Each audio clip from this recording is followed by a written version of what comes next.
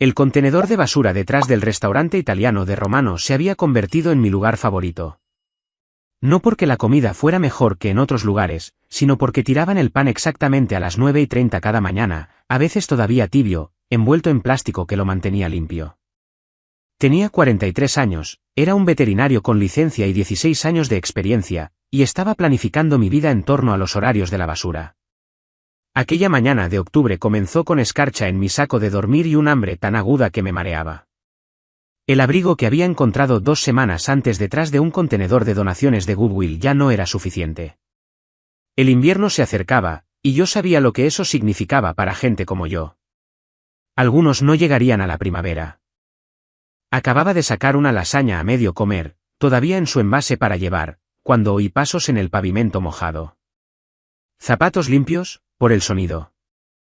Caros, que chasqueaban con determinación, no el arrastrar de pies de los guardias de seguridad ni el pisotón agresivo de alguien a punto de decirme que me largara. Michael Thompson. La voz era profesional, cuidadosa. Michael James Thompson. Me giré lentamente, con el envase de lasaña todavía en las manos. El hombre que estaba allí parecía salido de un anuncio de un bufete de abogados. Un traje azul marino que probablemente costaba más de lo que yo solía ganar en un mes. Corbata de plata, un maletín de cuero que brillaba incluso bajo la luz gris de la mañana. Su pelo era canoso, perfectamente peinado a pesar del viento. ¿Quién pregunta? Mi voz sonó más áspera de lo que pretendía. 3 meses en la calle cambian tu forma de sonar, de estar de pie, de mirar a alguien a los ojos. Mi nombre es Harold Blackstone. Soy un abogado de sucesiones de Nueva York. Metió la mano en su abrigo y me tensé, hasta que le vi sacar una fotografía. ¿Es usted? Tomada en 2018.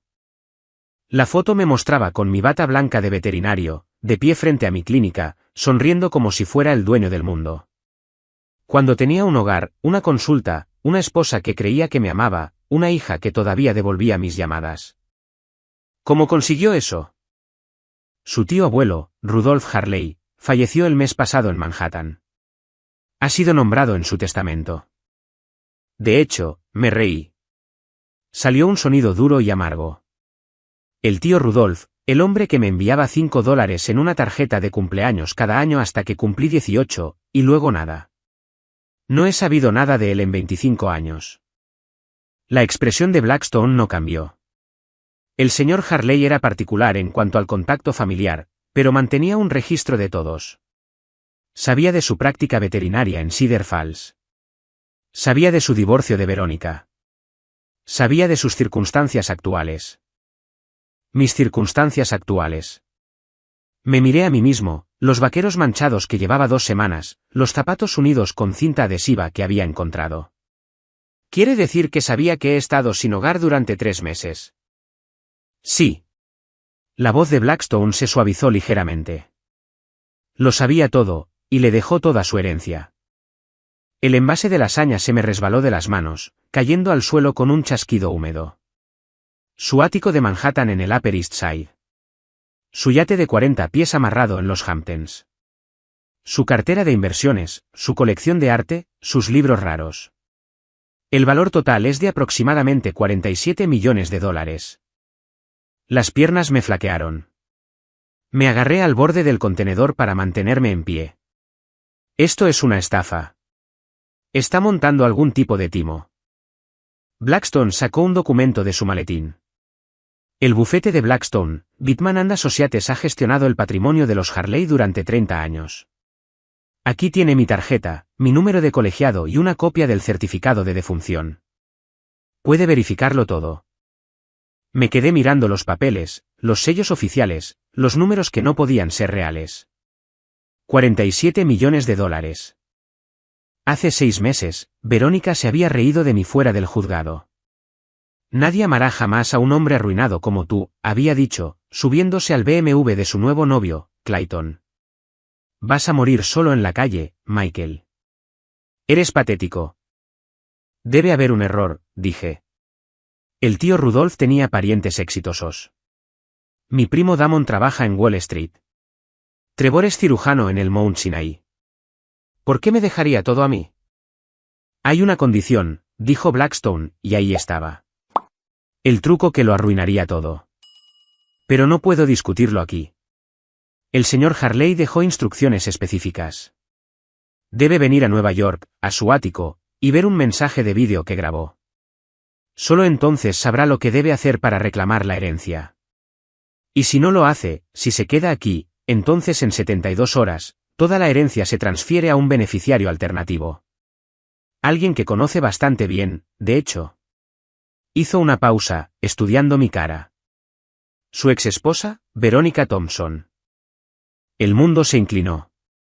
Podía oír mi corazón latiendo en mis oídos, sentir la escarcha de mi saco de dormir todavía en mis huesos, saborear la desesperación de los últimos 3 meses. Señor Thompson, dijo Blackstone, mirando su reloj, un Rolex que captó la débil luz del sol. Tengo un coche esperando. Podemos estar en Nueva York para el mediodía. Tendrá la oportunidad de ducharse, cambiarse de ropa, comer una comida decente. Sea cual sea su decisión sobre la herencia, al menos concédase eso. Miré el contenedor que se había convertido en mi lugar para desayunar. El callejón donde había aprendido a dormir con un ojo abierto, la vida que ya no parecía vida. En algún lugar de Manhattan, había un ático con mi nombre y $47 millones esperando. Todo lo que tenía que hacer era averiguar qué quería a cambio mi tío muerto. Deme 5 minutos, dije. Necesito decirle a alguien que me voy. Mientras caminaba para buscar a Jeremiah, el veterano de Vietnam que me había enseñado que refugios eran seguros y que iglesias realmente ayudaban, no podía quitarme la sensación de que el tío Rudolph había estado planeando esto durante mucho tiempo. El tío que apenas recordaba, que me había enviado $5 cada cumpleaños como un reloj, aparentemente había estado observando toda mi vida, esperando que cayera lo suficientemente bajo como para entender cualquier lección que hubiera planeado. El hombre del traje de $1000 seguía de pie junto al contenedor cuando volví, tan fuera de lugar en ese callejón como la esperanza en un refugio para personas sin hogar. Pero era real. Los papeles eran reales. Y en algún lugar de la ciudad de Nueva York, mi tío muerto me había dejado una fortuna o una última broma cruel. De cualquier manera, tenía que ser mejor que rebuscar en los contenedores mientras mi exesposa le decía a todo el mundo que yo ya estaba muerto. Hace 18 meses, tenía todo lo que un veterinario de pueblo pequeño podría desear. Mi clínica en la calle Maple en Cedar Falls, Ohio, no era gran cosa por fuera, solo una casa de 2 pisos reconvertida con un letrero pintado que decía Clínica Veterinaria Thompson. Pero por dentro, era mi reino. Conocía cada centímetro de esas salas de examen, había instalado personalmente las luces de cirugía, había pintado las paredes de un azul suave porque los estudios demostraban que calmaba a los animales ansiosos. La mañana en que mi vida comenzó a desmoronarse empezó como cualquier otra. Estaba examinando al viejo gato atigrado de la señora Patterson cuando Verónica llamó. Necesitamos hablar esta noche, dijo, su voz con ese tono agudo que había estado escuchando más a menudo. Y no digas que vas a trabajar hasta tarde otra vez. Verónica y yo llevábamos casados 15 años. Nos habíamos conocido cuando trajo el hurón enfermo de su compañera de piso, cuando yo acababa de salir de la facultad de veterinaria y ella trabajaba en un banco. Se había reído de mis chistes nerviosos, dijo que admiraba a un hombre que se preocupaba por las criaturas indefensas. En algún punto del camino, esa admiración se había convertido en resentimiento. ¿Por qué no puedes ser más ambicioso?, empezó a preguntar unos 5 años después de casarnos. Mira al marido de Nadine, Robert. Acaba de ser nombrado socio en su firma. Se van de vacaciones a cabo el mes que viene. Nadine era la mejor amiga de Verónica de la universidad, y comparar nuestra vida con la suya se había convertido en el pasatiempo favorito de Verónica. Robert le había comprado un Tesla a Nadine por su cumpleaños. Robert había invertido en criptomonedas temprano. Robert llevaba a Nadine a París por su aniversario. Intenté explicarle que yo era feliz con mi consulta, que teníamos una buena vida. Éramos dueños de nuestra casa, no teníamos deudas excepto la hipoteca, y estaba haciendo un trabajo que me importaba. El Golden Retriever de la señora Chen está vivo gracias a la cirugía que realicé la semana pasada, le decía. ¿No cuenta eso para algo? No paga una casa de vacaciones, respondía ella. La noche que pidió el divorcio, la encontré en nuestro dormitorio haciendo una maleta. He estado viendo a Clayton Morgridge, anunció tan casualmente como si me estuviera diciendo que había cambiado de supermercado. Es un ejecutivo en Pharmatech Industries. Él sí que tiene ambición, Michael. Clayton Morgridge. Lo había conocido una vez en un evento de recaudación de fondos de la ciudad. Todo dientes blancos y apretones de manos firmes, el tipo de hombre que llevaba su anillo universitario 20 años después de graduarse y se aseguraba de que supieras que su reloj costaba más que tu coche. El divorcio fue brutal de formas que no había imaginado posibles. El abogado de Verónica argumentó que ella había sacrificado su avance profesional para apoyar mis modestas ambiciones. No importaba que hubiera dejado 3 trabajos diferentes en 10 años porque no le gustaban sus jefes. El juez le concedió la casa, la mitad del valor de la clínica y una pensión alimenticia mensual que aplastaría lo que quedaba de mi negocio. Mi madre, Dorothy, intentó ayudar. A sus 71 años, vivía de la seguridad social y la pequeña pensión de mi padre de sus 30 años en la compañía telefónica. Papá había muerto 5 años antes de un ataque al corazón, justo en medio de cortar el césped, se fue antes de que llegara la ambulancia. Mamá me ofreció sus ahorros, los $8.000 que tenía. No puedo aceptar tu dinero, mamá, le dije, sentado en su cocina que todavía olía a la tarta de manzana que horneaba cada domingo. Tu padre querría que te ayudara, insistió, sus manos temblando ligeramente mientras escribía el cheque. Lo acepté, prometiendo devolvérselo, sabiendo que probablemente nunca podría.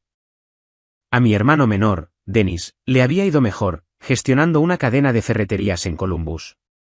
Cuando llamé para preguntarle si podía prestarme algo, solo para mantener la clínica en funcionamiento hasta que resolviera las cosas, se quedó en silencio. Mike, tengo mi propia familia en la que pensar. Quizás esto es una señal de que deberías probar otra cosa. Verónica siempre dijo que podrías haberlo hecho mejor.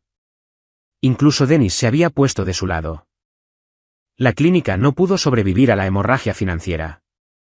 Tuve que despedir a Jennifer, mi asistente veterinaria, que había estado conmigo 8 años. Luego a Marcus, mi recepcionista. Finalmente, estaba haciendo todo yo mismo, trabajando jornadas de 16 horas, durmiendo en la oficina de atrás para ahorrar en gasolina.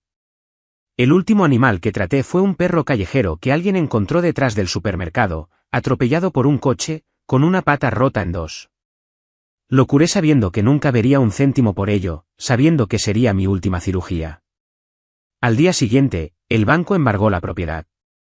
Mi hija Bethany tenía 16 años entonces, en su penúltimo año de secundaria. Verónica la había envenenado completamente contra mí. Mamá dice que elegiste a tus estúpidos animales por encima de tu familia, me envió un mensaje de texto.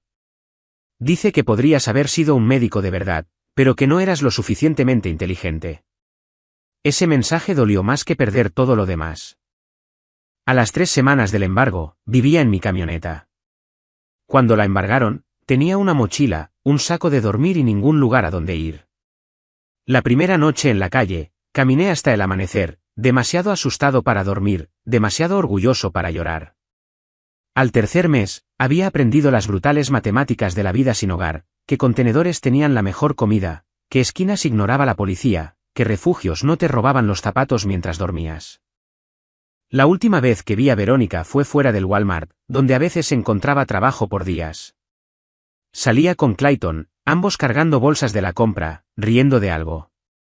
Me vio antes de que pudiera darme la vuelta. El asco en su cara fue absoluto. Dios, Michael, hueles a alcantarilla, dijo lo suficientemente alto para que otros compradores lo oyeran. En esto te has convertido. Gracias a Dios que Bethany no tiene que ver esto. Clayton le pasó el brazo por los hombros, llevándosela hacia su BMW, pero ella no había terminado. Eres patético, gritó de vuelta. Ninguna mujer te querrá ahora. Vas a morir solo, probablemente en algún callejón, y nadie se dará cuenta durante semanas. Eso fue hace 6 semanas. Cada mañana desde entonces, al despertar sobre cartón u hormigón, escuchaba esas palabras. Probablemente tenía razón. Los hombres como yo no se recuperaban de esta caída. Simplemente desaparecíamos, nos convertíamos en estadísticas, nombres en formularios que nadie leía. De pie en ese callejón con Harold Blackstone, sosteniendo papeles que afirmaban que había heredado millones, no podía reconciliar al hombre que había sido con lo que me había convertido. En algún punto entre el veterinario de manos suaves y voz gentil, y este desconocido de ojos hundidos que sabía que restaurantes tiraban comida que aún valía la pena comer, me había perdido por completo. Pero el tío Rudolf, aparentemente, había estado observando todo el tiempo, esperando que tocara fondo, preparando algo que aún no podía entender. La mañana de octubre que lo cambió todo comenzó conmigo despertando detrás de un muelle de carga. La escarcha hacía que mis articulaciones dolieran como las de un anciano. Ya ni siquiera estaba seguro de qué día era. Martes, quizás, o miércoles. Los días se mezclaban cuando tus únicas citas eran con los contenedores y sus horarios de recogida. El restaurante italiano de Romano tiraba el pan sobrante a las 9:30 en punto. El propietario, el señor Romano, era un hombre decente que siempre lo embolsaba 2 veces y a veces dejaba las cosas buenas justo encima. Creo que sabía que gente como yo dependía de su basura. Una vez lo vi observando desde la puerta trasera mientras yo clasificaba cuidadosamente las bolsas, y en lugar de ahuyentarme, simplemente asintió y volvió adentro. Acababa de encontrar un envase de lasaña, apenas tocada, probablemente de alguien que había pedido demasiado, cuando escuché esos pasos. Zapatos limpios, deliberados y caros sobre el pavimento mojado. Después de 3 meses en la calle, aprendes a identificar el peligro solo por el sonido. Señor Michael James Thompson. El hombre que estaba allí parecía el dinero en persona. Traje azul marino sin una arruga. Corbata de plata que captaba la luz. Zapatos que probablemente costaban más de lo que yo solía ganar en una semana. Tendría unos 60 años, pelo plateado, y se movía con la confianza de alguien que nunca se había preguntado de dónde vendría su próxima comida. ¿Quién pregunta? Mi voz salió a la defensiva, lista para correr si era necesario. Mi nombre es Harold Blackstone, abogado de sucesiones del bufete Blackstone, Bitman and Associates en Nueva York.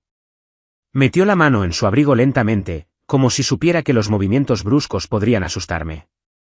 Llevo 2 semanas buscándolo. Sacó una fotografía y mi corazón casi se detuvo.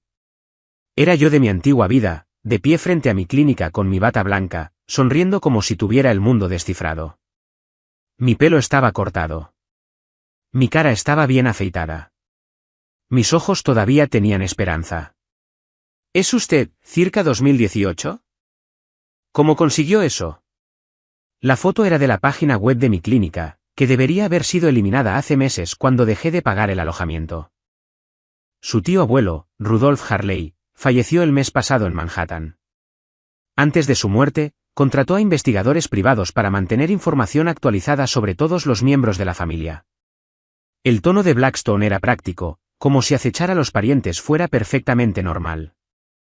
Fue particularmente difícil de localizar después de que perdiera su dirección permanente. El tío Rudolf.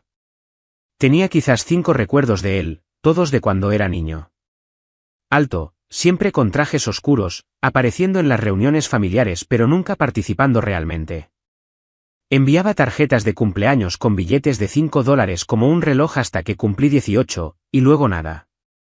Mamá lo había mencionado ocasionalmente, el hermano menor de su madre, que había hecho dinero en Nueva York y olvidado sus raíces de Ohio. No he hablado con el tío Rudolf en 25 años, dije. ¿Por qué me estaría buscando? Porque lo nombró el único beneficiario de toda su herencia. El envase de lasaña se me resbaló de los dedos entumecidos, salpicando el asfalto. Eso es imposible. Le aseguro que es bastante posible y completamente legal. Blackstone abrió su maletín con eficiencia practicada. El patrimonio del señor Harley incluye un ático en Manhattan valorado en $12 millones, un yate amarrado en los Hamptons por valor de $3 millones, una extensa colección de arte, una biblioteca de raras primeras ediciones y una cartera de inversiones actualmente valorada en aproximadamente $32 millones. El valor total del patrimonio es de $47 millones después de impuestos y tasas. Me agarré al borde del contenedor porque el mundo me daba vueltas. $47 millones. Ayer, había peleado con otro hombre sin hogar por un sándwich a medio comer. Ahora, este desconocido de traje me decía que era rico. Esto es una estafa, dije. Aunque, incluso mientras las palabras salían de mi boca, sabía que ningún estafador se molestaría con alguien como yo. ¿Qué podrían robarme? Mi saco de dormir, los $14 escondidos en mi zapato. Blackstone sacó documentos, papeles de aspecto oficial con sellos en relieve y marcas de agua. El certificado de defunción, dijo, mostrándome cada papel. El testamento, presentado ante el Tribunal de Sucesiones del Estado de Nueva York. Mis credenciales del Colegio de Abogados del Estado de Nueva York. Mi firma ha gestionado el patrimonio de los Harley durante 3 décadas. ¿Pero por qué yo? Mi voz se quebró. El tío Rudolph tiene parientes exitosos. Mi primo Damon trabaja para Goldman Sachs. Trevor, el hijo de la tía Francine, es cirujano. Ellos si lo conocían, lo visitaban. ¿Por qué le dejaría todo al fracasado de la familia? La expresión de Blackstone cambió ligeramente, algo parecido a la simpatía cruzó sus rasgos. Hay una condición adjunta a la herencia. El señor Harley dejó instrucciones específicas que no pueden discutirse aquí. Debe venir a Nueva York, a su ático, y ver un mensaje de vídeo que grabó antes de su muerte. Solo entonces sabrá lo que se requiere para reclamar el patrimonio. Por supuesto, había una trampa. Siempre había una trampa. ¿Qué tipo de condición? Estoy legalmente prohibido de discutirlo fuera de la residencia. Miró su reloj, un Rolex que brillaba bajo el débil sol de la mañana. Sin embargo, puedo decirle que tiene 72 horas para escuchar los términos. Si se niega o no se presenta, toda la herencia se transfiere a un beneficiario alternativo. ¿Quién? Su exesposa, Verónica Thompson. De hecho, me tambaleé. Verónica, que se había llevado todo en el divorcio, que se había reído de mi destrucción, que me dijo que moriría sin amor y sin que nadie me llorara en la calle. La idea de que ella recibiera los millones del tío Rudolph me revolvió el estómago. El señor Harley fue muy minucioso en su investigación, continuó Blackstone. Sabía de su divorcio, de la relación actual de la señorita Thompson con Clayton Morgridge, de sus recientes dificultades financieras desde que el señor Morgridge la dejó hace 3 meses por su secretaria. Clayton había dejado a Verónica. Una parte de mí, la parte mezquina que la supervivencia en las calles no había matado todavía, sintió una chispa de satisfacción. El jet privado está esperando en el aeropuerto regional, dijo Blackstone. Podemos estar en Nueva York para el mediodía. Hay una ducha en la sala del aeropuerto. Ropa limpia esperando. Decida lo que decida sobre la herencia, señor Thompson, al menos permítase una comida cómoda y una noche en una cama de verdad. Miré a mi alrededor, a mi mundo. El contenedor del que me había estado alimentando, el cartón sobre el que dormiría esta noche si me quedaba. El carrito de la compra de Jeremiah en la distancia, la bandera estadounidense que le había atado ondeando al viento. Esta era mi vida ahora, pero no tenía por qué seguir siéndolo. ¿Cuál podría ser la condición?, pregunté, más para mí que para Blackstone. Solo puedo decir esto, el señor Harley creía en probar el carácter a través de la adversidad. Escribió en su última carta que lo había elegido a usted por razones que se aclararían. Probar el carácter a través de la adversidad. Casi me río. Si esa era la prueba, la había estado haciendo durante 3 meses seguidos, fallando un poco más cada día. Deme una hora, dije finalmente. Necesito despedirme de alguien y necesito pensar. Por supuesto. Blackstone me entregó una tarjeta de visita. De cartulina gruesa que se sentía extraña en mis manos callosas. El coche estará esperando en la esquina de la Quinta Conmen. Un Lincoln Town Car negro, matrícula BWA 00001. Mientras se alejaba, sus zapatos caros chasqueando en el pavimento, me quedé allí sosteniendo una tarjeta de visita que valía más que todo lo demás que poseía combinado. En algún lugar de Nueva York, un tío muerto que apenas recordaba había preparado algún tipo de prueba. Alguna condición que o me daría $47 millones o se los entregaría a la mujer que me destruyó. Encontré a Jeremiah 2 manzanas más allá, clasificando las latas de aluminio que había recogido. Hola, hermano, le dije. ¿Ha pasado algo? O estoy a punto de tener mucha suerte o estoy entrando en la broma más cruel que nadie haya jugado jamás. Encontré a Jeremiah detrás de la vieja estación de Texaco, clasificando latas de aluminio en su carrito de la compra con precisión militar. Cada lata estaba aplastada exactamente de la misma manera, organizada por marca. Los viejos hábitos de sus días en el ejército costaban en morir, incluso después de 40 años en las calles. Jeremiah, lo llamé, y levantó la vista, su rostro curtido se abrió en una sonrisa desdentada. Michigan Mike. ¿Encontraste desayuno? El de Romano suele ser bueno los martes. Así me llamaba, Michigan Mike. Aunque le había corregido una docena de veces que yo era de Ohio.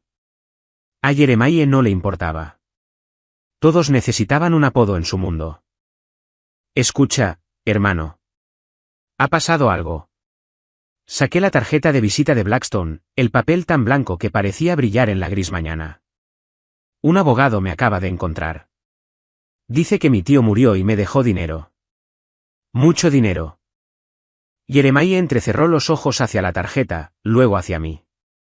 Has estado bebiendo de ese enjuague bucal otra vez. Esa cosa te hará ver cosas. Hablo en serio. Quiere que vaya a Nueva York hoy. Si esto es real, si incluso una parte es real, puede que no vuelva. Jeremiah dejó sus latas y me miró de verdad. En 3 meses, me había enseñado todo sobre sobrevivir en las calles. ¿Qué refugios tenían chinches? ¿Cuáles tenían una seguridad decente? Cómo mantenerse caliente usando periódicos y cartón. Donde la policía te dejaría en paz si te mantenías callado. Me había salvado la vida más de una vez, sacándome del abismo cuando quería rendirme por completo. ¿Recuerdas lo que te dije tu primera semana aquí?, preguntó. No confíes en nadie que ofrezca algo gratis. La otra cosa. Pensé en aquellos primeros días aterradores. Cada puerta que se cierra, otra está esperando para abrirse. Solo tienes que vivir lo suficiente para encontrarla. Eso es. Metió la mano en su carro y sacó algo envuelto en plástico. Me lo entregó. Era un reloj, viejo pero limpio, de los que tienen manecillas de verdad en lugar de números digitales. Encontré esto la semana pasada. Lo guardaba para cambiarlo, pero tú lo necesitarás más que yo. A la gente rica le importa el tiempo. El gesto rompió algo en mí. Este hombre que no tenía nada me estaba dando una de sus pocas posesiones valiosas. Jeremiah, no puedo aceptar esto. Puedes y lo harás. Su voz se volvió severa, el sargento que una vez fue asomando. Y si esto es real, si consigues ese dinero, no te olvides de nosotros aquí fuera. No te conviertas en una de esas personas que cruzan la calle para evitar mirar lo que solían ser. Si esto funciona, volveré a por ti. ¿Lo prometo? No hagas promesas que no puedas cumplir, Michigan. Solo recuerda que somos humanos. Eso es todo lo que cualquiera de nosotros quiere, ser visto como humano. Le di una palmada en el hombro.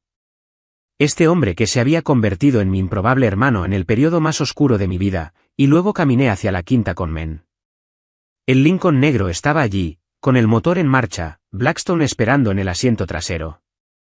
El viaje al aeropuerto fue surrealista. Los asientos de cuero se sentían increíblemente suaves después de meses de hormigón y cartón. El coche tenía asientos con calefacción, algo que había olvidado que existía. Blackstone me entregó una carpeta con documentos sobre el patrimonio del tío Rudolph, páginas de lenguaje legal en las que no podía concentrarme. En la terminal privada del aeropuerto regional, Blackstone me llevó a una sala que ni siquiera sabía que existía. Las duchas están por allí, dijo. Me tomé la libertad de que te trajeran ropa.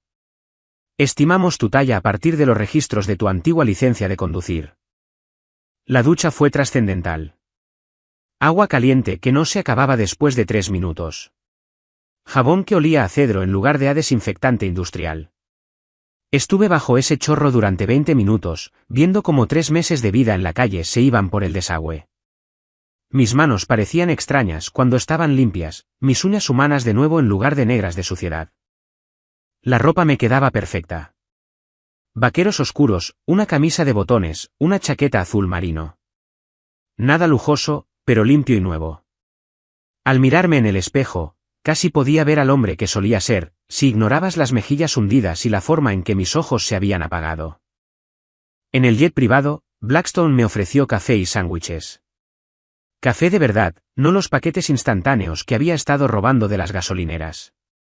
El sándwich tenía pavó, queso suizo, lechuga que realmente crujía. Comí lentamente, mi estómago encogido protestando por la riqueza. Háblame del tío Rudolf, dije, mientras nos elevábamos por encima de las nubes. El verdadero él, no la historia que quisiera que la gente creyera. Blackstone sopesó sus palabras cuidadosamente. Rudolf Harley era brillante, excéntrico y completamente solitario por elección. Construyó su fortuna negociando con libros raros y autenticación de arte, pero su verdadero talento era leer a la gente. Podía mirar una pintura o un manuscrito y detectar una falsificación al instante. Pero más que eso, podía mirar al vendedor y conocer toda su historia. Sin embargo, eligió dejarle todo a un sobrino que no había visto en décadas. Guardaba archivos de cada miembro de la familia, dijo Blackstone. Tu primo Damon, el banquero de inversiones, rastreaba cada transacción, cada informe de la SEC. La carrera quirúrgica de tu primo Trevor, cada reseña de paciente, cada demanda por negligencia. Y tú tenía investigadores enviando informes mensuales. Tu práctica veterinaria, tu matrimonio, tu colapso. Me vio convertirme en un sin hogar y no hizo nada. Se estaba muriendo de cáncer de páncreas. Para cuando lo perdiste todo, le quedaban semanas de vida. Pero sí, observó. Dijo, el sufrimiento revela el carácter de formas que el éxito nunca puede.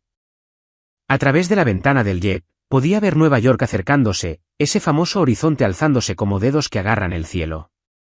En algún lugar de allí abajo había un ático con mi nombre, 47 millones de dólares esperando y una condición que no podía imaginar. Señor Blackstone, ¿qué clase de hombre pone condiciones para salvar a su propia familia? El tipo que cree que la salvación no debería ser gratuita, respondió. El señor Harley a menudo decía que el dinero no ganado destruía más vidas que la pobreza. Mientras descendíamos hacia el aeropuerto de Teterboro, pensé en Verónica descubriendo esta herencia. Había dejado a Clayton después de que él la engañara. Según Blackstone, se enfrentaba al embargo de la casa que me había robado en el divorcio. La idea de que ella consiguiera este dinero si yo fallaba cualquier prueba que el tío Rudolf hubiera diseñado me revolvía el estómago. Pero más que eso, pensé en las palabras de Jeremiah, no te olvides de nosotros aquí fuera. No te conviertas en una de esas personas que cruzan la calle. Cualquiera que fuera la condición del tío Rudolf, tenía la sensación de que determinaría no solo si obtenía su dinero, sino qué tipo de hombre me convertiría con él. El jet aterrizó suavemente, y Blackstone se levantó, ajustándose la corbata. El ático está a 40 minutos. El mensaje de vídeo del señor Harley está preparado en su estudio. Está listo para saber lo que quería de usted. No estaba listo. Después de meses sin tener más opciones que qué contenedor rebuscar o en qué esquina dormir, de repente tener que tomar una decisión que valía 47 millones de dólares parecía imposible. Pero me levanté de todos modos, me ajusté la chaqueta que todavía olía a embalaje de tienda y seguí a Blackstone hacia cualquier juego que mi tío muerto hubiera planeado. Una cosa más, dijo Blackstone mientras caminábamos hacia el coche que nos esperaba. Piense lo que piense del señor Harley después de ver su mensaje, sepa que pasó sus últimas semanas perfeccionando este plan. Murió creyendo que había elegido correctamente. La presión de esa fe de un hombre que apenas recordaba se sentía más pesada que todos los millones que esperaban en Manhattan. El ático ocupaba todo el último piso de un edificio con vistas a Central Park. Blackstone me guió a través de un ascensor privado que requería una llave especial. Y cuando las puertas se abrieron, entré en un mundo que solo había visto en las películas. Ventanales del suelo al techo enmarcaban Manhattan como una pintura viva. Los muebles eran de cuero y madera oscura, del tipo que susurraba su valor en lugar de gritarlo.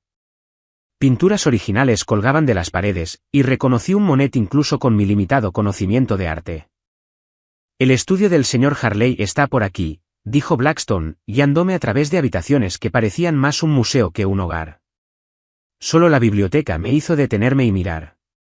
Miles de libros del suelo al techo, algunos detrás de vitrinas con pequeñas placas de latón que indicaban primeras ediciones que se remontaban a siglos. El estudio era más íntimo, dominado por un enorme escritorio de caoba y una pantalla montada en la pared que parecía fuera de lugar entre todas las antigüedades. Blackstone señaló una silla de cuero colocada frente a la pantalla. El mensaje de vídeo se reproducirá una vez. El señor Harley fue muy específico al respecto. Estaré en la habitación de al lado cuando termine. Pulsó un mando a distancia y la pantalla cobró vida. El tío Rudolf apareció y se me cortó la respiración. Se veía exactamente como lo recordaba, pero devastado por el tiempo y la enfermedad. Su rostro estaba demacrado, su traje caro le quedaba holgado en una estructura que claramente había sido poderosa, pero sus ojos eran agudos, inteligentes, vivos con un propósito. Hola, Michael. Su voz era más fuerte de lo que su apariencia sugería. Si estás viendo esto, entonces Harold te encontró viviendo en las calles, probablemente detrás de algún restaurante, sobreviviendo con comida desechada. Lo sé porque te he estado observando durante años, al igual que observé a todos mis parientes. Pero tú, Michael, tú eras a quien estaba esperando. Se inclinó hacia adelante, y me encontré haciendo lo mismo, atraído, a pesar de mí mismo. La condición para tu herencia es esta: en un plazo de 5 años, debes ayudar al menos a 100 personas a salir de la indigencia. Ayuda real y documentada. No solo repartir dinero, sino proporcionar lo que realmente necesitan: trabajo, vivienda, tratamiento médico, asesoramiento para adicciones, atención psiquiátrica, lo que sea necesario. Harold supervisará un fideicomiso para verificar cada caso. Tendrás acceso a toda la fortuna para lograrlo, pero si fallas o te niegas, todo irá a tu exesposa, Verónica. Sentí que se me oprimía el pecho. 100 personas. Pensé en Jeremiah, en la anciana que lloró por medio sándwich la semana pasada, en todas las almas invisibles con las que había vivido. Te estarás preguntando por qué, y continuó Rudolf. ¿Por qué esta condición? Porque tú. Déjame contarte algo que nadie en nuestra familia sabe. En 1967, volví de Corea destrozado. No físicamente, aunque tenía mis heridas, sino mental y espiritualmente destrozado. No le dije a nadie que estaba en casa. Viví en las calles de Nueva York durante 2 años, demasiado orgulloso para pedir ayuda, demasiado dañado para saber cómo volver a la vida normal. Hizo una pausa, sus ojos distantes con el recuerdo. Un hombre llamado Morrison me encontró detrás de su librería una mañana de invierno, delirando de fiebre, muriendo. No solo me dio comida o dinero. Me dio un trabajo, un propósito, una habitación encima de su tienda. Me salvó la vida, pero más que eso, salvó mi alma. No pidió nada a cambio. Ni siquiera me dijo su apellido durante meses. El ángulo de la cámara cambió ligeramente, como si Rudolf se hubiera acercado. Construí mi fortuna a partir de esa segunda oportunidad. Me volví exitoso, rico, respetado. Pero también me volví paranoico, aislado, incapaz de confiar. Observé a nuestra familia desde la distancia, vigilando a todos. Tu primo Damon, que pasa por encima de las personas sin hogar con asco. Tu primo Trevor, que los llamó parásitos en una conferencia médica a la que asistí anónimamente. Tu hermano Dennis, que hizo que la seguridad echara a un veterano sin hogar de la entrada de su tienda la Navidad pasada. Cada palabra se sentía como un juicio, no solo sobre ellos, sino sobre quién podría haber sido yo antes de mi caída. Pero tú, Michael, ¿sabes lo que informaron los investigadores sobre ti? La primera semana en las calles, hambriento, asustado. Encontraste medio sándwich en un contenedor y le diste parte a una anciana que lloraba de hambre. El mes pasado, gastaste tus únicos $5 en antibióticos de un traficante callejero, no para ti, sino para ese amigo veterano tuyo con la herida infectada. Tú mismo tenías neumonía en ese momento. Recordé esa noche. La pierna de Jeremiah había estado empeorando. Rayas rojas subiendo hacia su rodilla. Yo había estado tosiendo sangre, pero la infección podía matarlo más rápido de lo que mi neumonía me mataría a mí.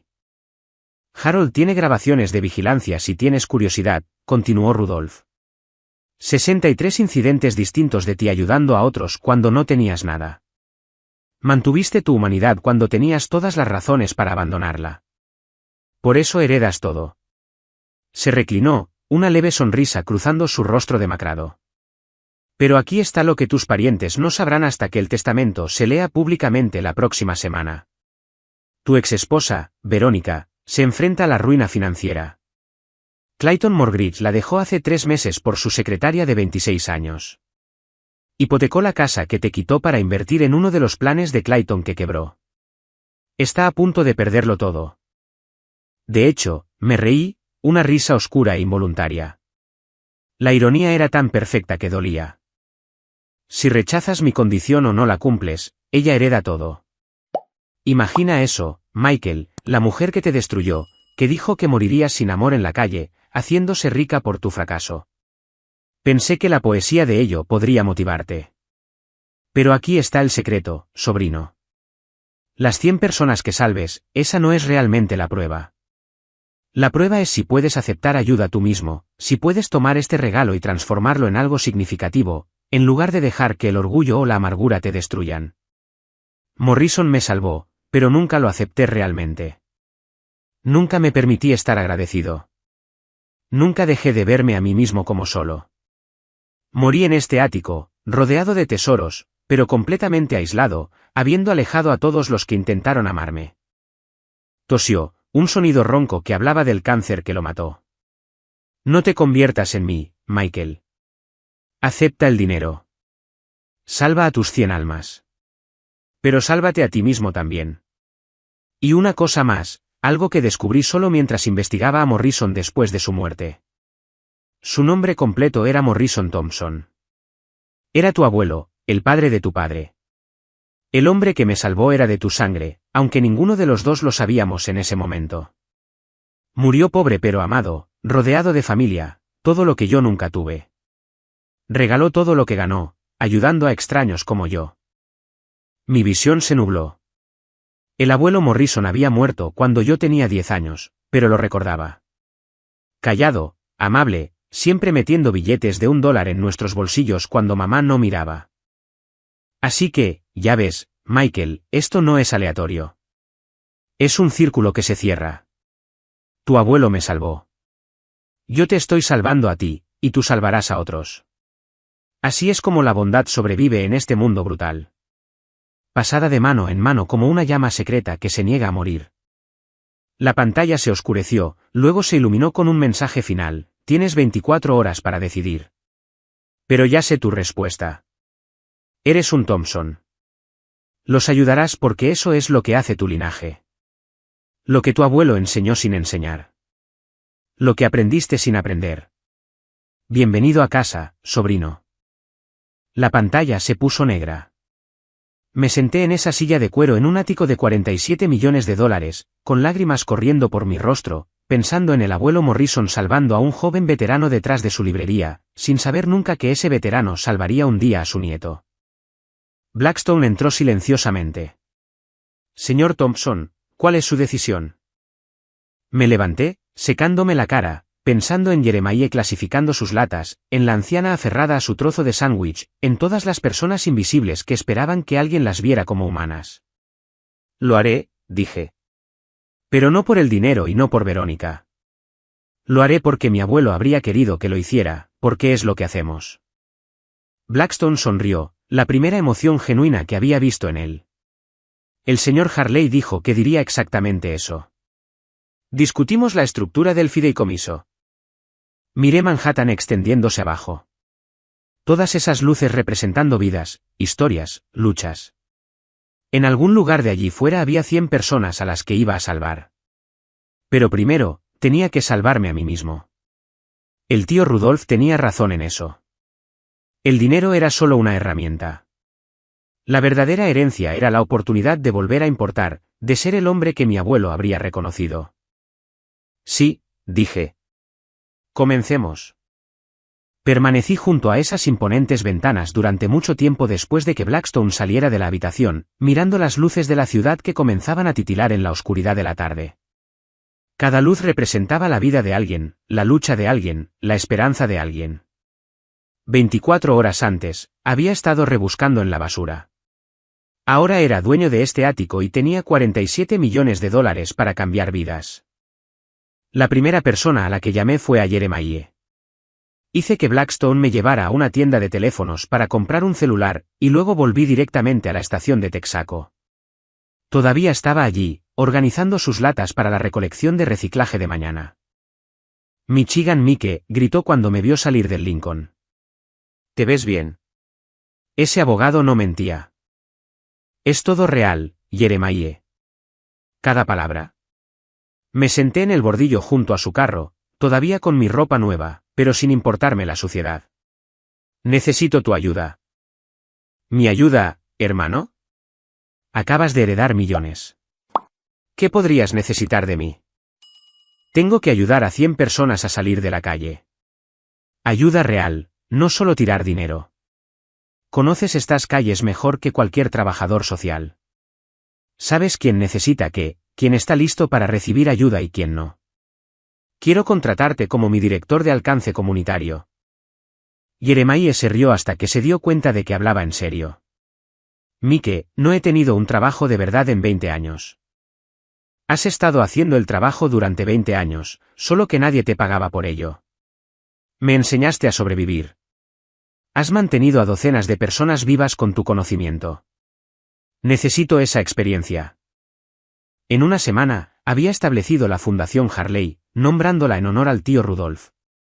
La primera oficina era pequeña, solo un local comercial reconvertido, pero estaba en el barrio correcto, donde la gente que necesitaba ayuda podía llegar realmente.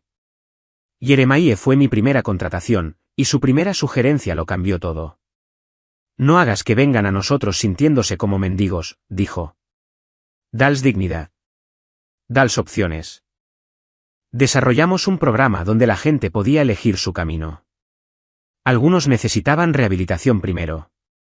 Otros necesitaban tratamiento de salud mental.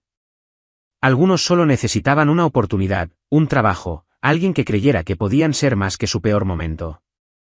Cada persona tenía un trabajador social, pero lo más importante, tenían un mentor que había estado donde ellos estaban.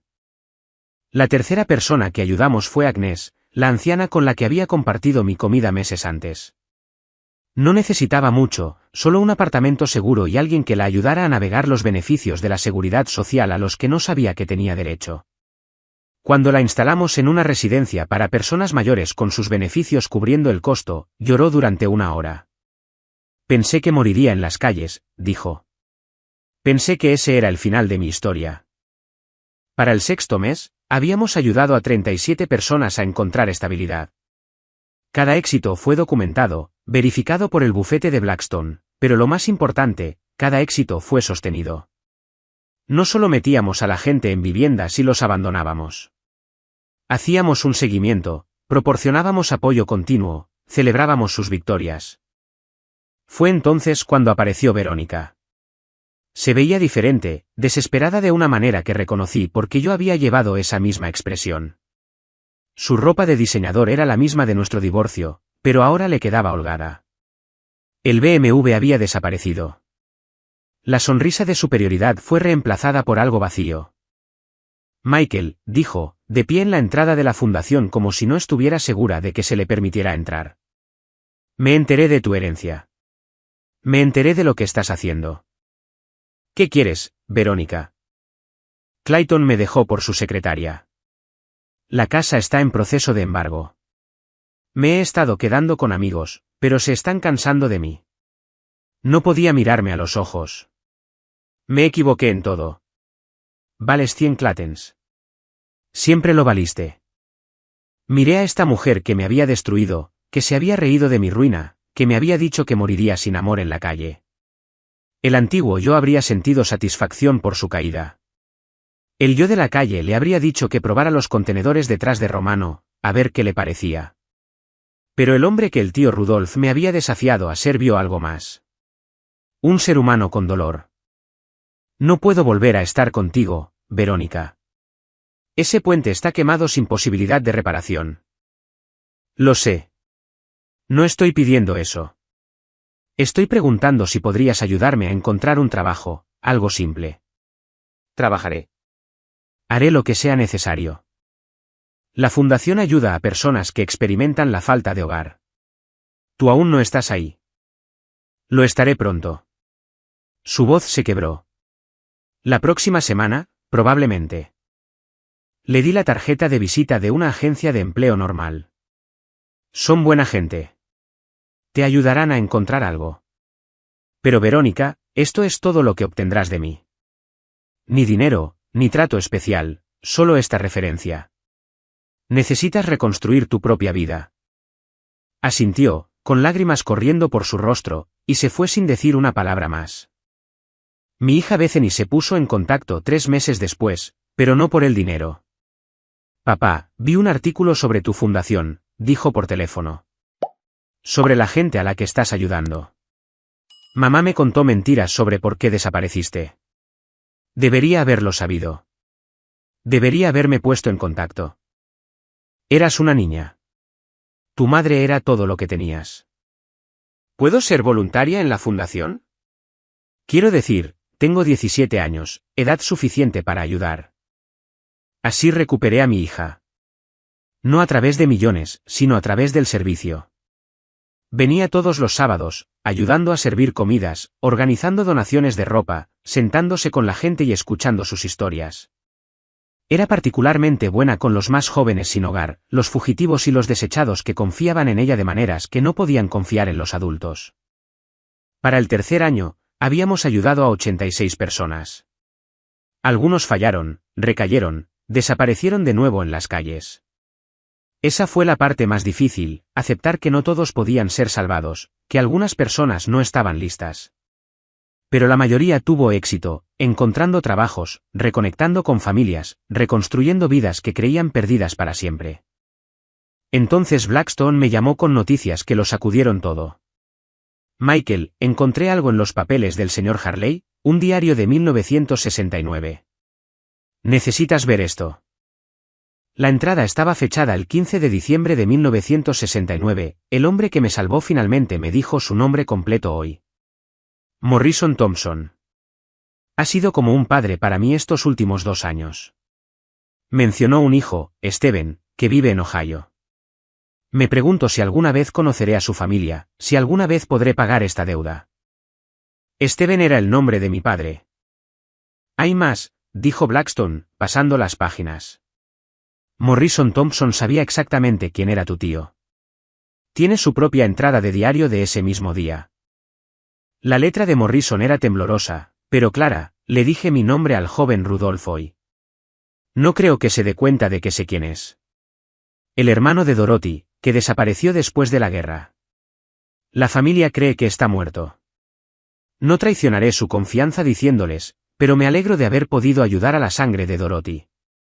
Buen chico. Solo que está perdido. Encontrará su camino. Mi abuelo lo había sabido todo el tiempo. Había salvado al hermano de su cuñada, sin decírselo a nadie, sin llevarse el mérito. El secreto creó ondas a través de las décadas, terminando con el tío Rudolph salvándome a mí. De pie en ese ático donde el tío Rudolph murió solo, me di cuenta de que la verdadera herencia no era dinero ni propiedades. Era la prueba de que la bondad crea círculos. Que ayudar a los demás regresa de maneras que nunca vemos. Que el amor opera en las sombras y a lo largo de décadas y a través de personas que apenas conocemos. Para el 5.º año, había ayudado a 103 personas a escapar de la indigencia. La fundación había crecido con otros donantes uniéndose a nuestra causa. Jeremiah se había convertido en un respetado experto en alcance comunitario, hablando en conferencias sobre dignidad y servicios sociales. Mi hija estaba estudiando trabajo social en la universidad, planeando continuar la misión. Pero el mejor momento llegó cuando encontré una vieja foto en el escritorio del tío Rudolph. Era del funeral de mi abuelo, que apenas recordaba. En la parte de atrás, de pie solo, estaba un tío Rudolph más joven. Había venido a despedirse del hombre que lo salvó, aunque nadie conocía su conexión. En el reverso, con la letra de Rudolph, Morrison Thompson, 1910 a 1985. Me salvaste sin pedir nada. Devolveré el favor. ¿Lo prometo? Y lo había hecho, a través de mí. A través de las 100 vidas que cambiamos, a través de las miles más que la fundación ayudaría en los años venideros. El dinero había sido la herramienta, pero el verdadero regalo fue comprender que todos estamos conectados, que la bondad viaja a través del tiempo, que la persona sin hogar de hoy podría ser el salvador de mañana. El tío Rudolph lo había aprendido de mi abuelo. Yo lo había aprendido de las calles. Y en algún lugar de ahí fuera, alguien a quien habíamos ayudado lo aprendería también. Pasándolo a alguien más que lo necesitara. Así es como el mundo realmente cambia. No a través de herencias de 47 millones de dólares, sino a través de una persona ayudando a otra, creando cadenas de compasión que se extienden a través de generaciones. Mi abuelo lo empezó con un veterano desesperado detrás de su librería. El tío Rudolf lo continuó con su fortuna y su fe en mí. Y ahora era mi turno de mantener la cadena en marcha, una vida a la vez. De pie en ese ático, ya no sin hogar, pero sin olvidar nunca lo que se sentía, finalmente entendí lo que el tío Rudolf quería decir sobre aceptar ayuda. No era debilidad tomar la mano de alguien. Era el primer eslabón de una cadena que eventualmente llevaría a alguien más a la seguridad. La fortuna no era mi final. Era mi comienzo. Y en algún lugar de ahí fuera, mi abuelo y el tío Rudolf estaban observando, satisfechos de que su inversión en bondad finalmente había pagado sus dividendos. Si esta historia ha conmovido tu corazón, si te ha hecho pensar de manera diferente sobre las personas sin hogar que te cruzas cada día, entonces por favor, dale me gusta a este vídeo y compártelo con alguien que necesite escucharlo. El cambio real comienza con ver a las personas como humanas, con reconocer que todos estamos a una crisis de necesitar ayuda. Comenta abajo con tus propias historias de bondad inesperada, de ayuda que llegó cuando más la necesitabas. Y no olvides suscribirte a nuestro canal para más historias poderosas que nos recuerden nuestra humanidad compartida. Recuerda, cada persona que conoces está librando una batalla de la que no sabes nada. Sé amable, siempre.